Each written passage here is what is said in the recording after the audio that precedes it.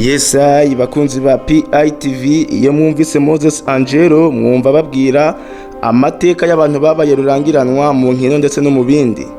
Uyu munsi tugiye kubabwira amateka y'aho umunsi mpuzamakungu w'abakenyezi waturutse.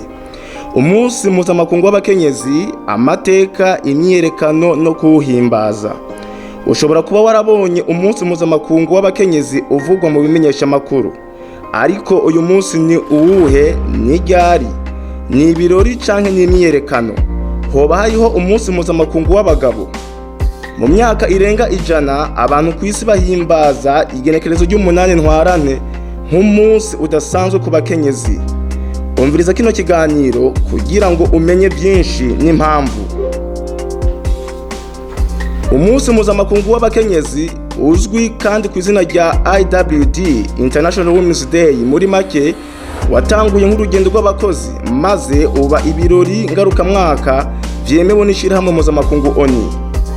Byose byatanguye mu 1908 igihe abakenyezi bashika ku 15,000 bakoze urugendo mu muji wa New York muri leta zunze ubumwe za Amerika basaba amasaha make y'akazi, umushahara mwiza n'uburenganzira bwo gutora. Umwaka umwe gusa umugambwe wa gisosiyalisti wa Amerika watangaje umunsi wa mbere w'abagore. Icyumviro cyo gutunganya uwo munsi mpuzamakungu cyavuye ku mugore yitwa Clara Zetkin, yaharanira inyungu z'abakomunisti kandi aharanira uburenganzira bw'umukenyezi. Yatanze icyumviro mu 1910 mu nama mpuzamakungu y'abakenyezi bakora i Copenhagen. Hano hariho abakenyezi 100 baturutse mu bihugu 17 kandi bose bemeye icyumviro ciwe. Uwo munsi wahimbajwe ubwa mbere mu 1911 muri Autrichia, Denmark, Ubudagi n'Ubusuwisi. Isabukuru y'imyaka 100 yahimbajwe mu mwaka w'ibihumbi 2011. Ibintu byashizwe ahagaragara mu mwaka w'1975 igihe ishirahamwe mpuzamakungu ONU ryatangura guhimbaza uwo munsi. Ikivugo ca mbere cemejwe na ONU mu 1996 cavuga ati kwishimira ivyahise, gutegura ejo hazoza. Umunsi mpuzamakungu w'abakenyezi wabaye umunsi wo kwishimira uburyo abakenyezi bagezweho muri sosiyete, muri politiki no mu butunzi. Hamwe n'imizi ya politiki y'uwo munsi yavuze ko imyiyerekano yateguwe hagamijwe guhamagarira abantu busumbane.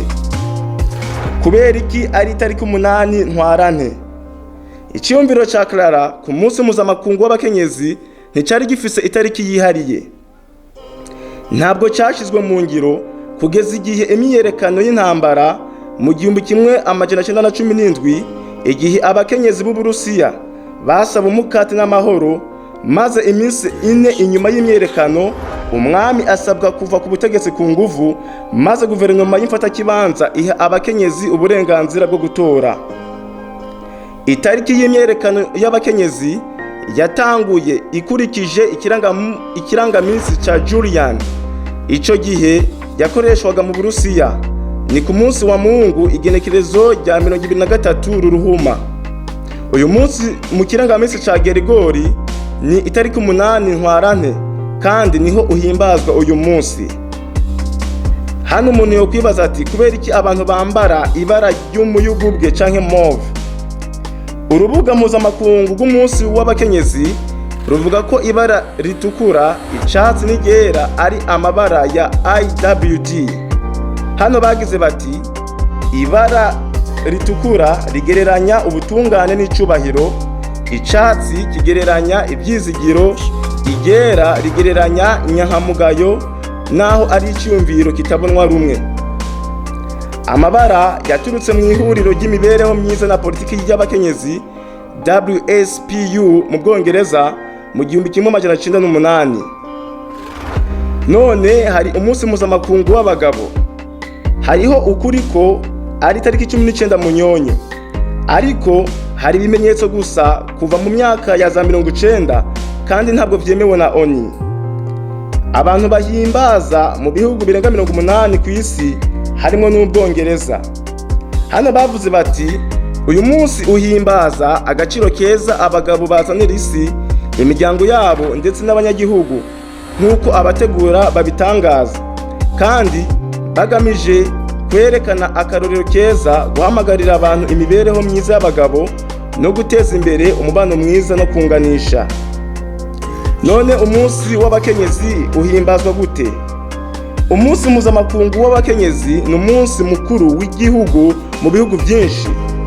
Mu Bushinwa, abakenyezi benshi baronswa ikiruhuko cy'iminsi y'igice ku itariki 8 Ntwarante nk'uko inama ya leta yabigiye inama. Mu Butaliyano, umunsi mpuzamakungu w'abakenyezi canke la festa della donna uhimbazwa no gutanga amashugwe. Inkomoko y'uwo muco ntiramenyekana, ariko bikekwa ko yatanguriye i Roma inyuma y'intambara ya kabiri y'isi yose. Muri Amerika, ukwezi kwa Ntwarante ni ukwezi kwagenewe amateka y'abakenyezi. Itangazo rya perezida risohoka buri mwaka ryubahiriza ivyo abakenyezi bashitseko. Mu myaka mike iheze, hari iterambere cyane cyane mu buyobozi bw'abakenyezi. Kamala Harris yabaye umukenyezi wa mbere, umwirabure wa mbere n'icegera cy'umukuru wa mbere wa Amerika mu mwaka w'2021. Muri uwo mwaka nyene, Tanzania yaronse perezida wa mbere w'umukenyezi, Samia Suluhu Hassan, naho Estonia, Sweden na Samoa na Tunisia byari bifise umushikiranganje wa mbere w'umukenyezi ku nshuro ya mbere mu mateka. Muri Nzero umwaka w'2022, Xiomara Castro yarahiye kuba perezida wa mbere w'umukenyezi wa Honduras. Uyu mwaka turimwo, ibihugu 27 nibyo bifise abarongozi bakomeye bagizwe n'abakuru b'ibihugu ndetse n'abashikiranganje ba mbere. Nuko rero bakunzi ba PITV, aya niyo mateka yaho umunsi mpuzamakungu w'abakenyezi waturutse, n'ukuntu abakenyezi bakomera guteza imbere mu byo bafise no mu bihugu bitandukanye. Bye bye, mwari kumwe na Moses Angelo, mugire subscribe kuri Peace International TV.